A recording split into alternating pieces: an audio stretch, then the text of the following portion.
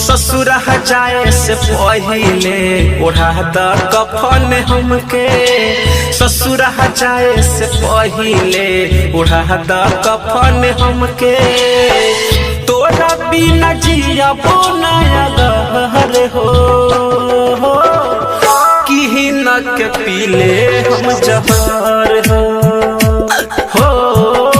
कि न के पीले हम जहर हो।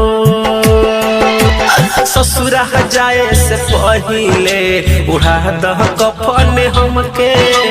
ससुरा जाए से पहिले उड़ा द कफन हमके। तोरा बिना जियबो नया गहर हो कि न के पीले हम जहर हो कि न के पीले हम जहर हो।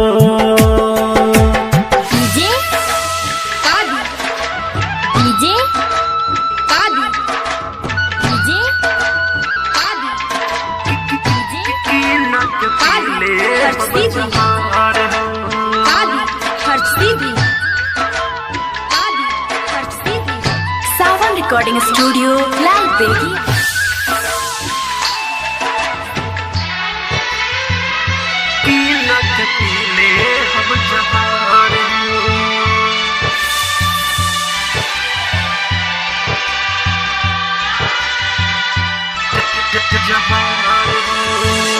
लौट के आ जइहा फरकी बनाई हो। चिता मोर सजा दीह एहो हर जाई हो।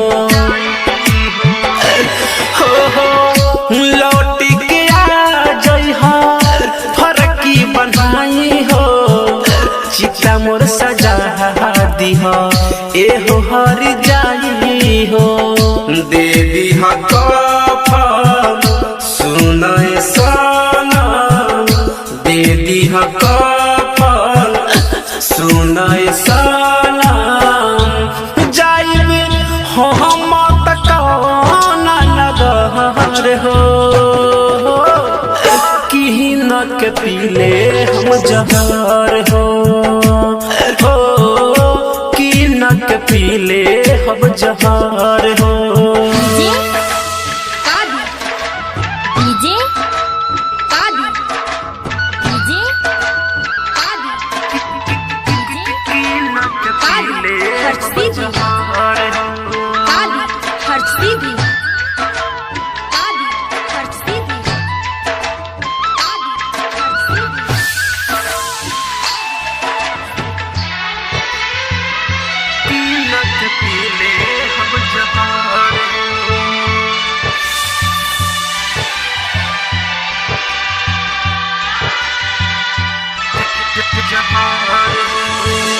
बबुआ भी कहा सके रहलू तू जान हो। घासु धर में दर के लिहलू परान हो।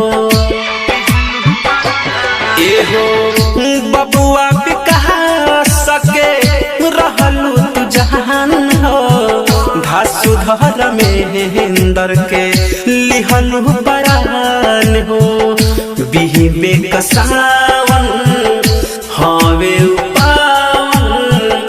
बिही में कसावन हावे पावन। धके जई है कौन डगर हो कि न के पीले अब जहर हो कि न के पीले अब जहर हो। ससुरा जाए से पहिले उड़ा द कफन हमके। ससुरा जाए से पहिले उड़ा द कफन हमके। तोरा बिना जियबो नया गहर हो कि न के पीले हम जहर हो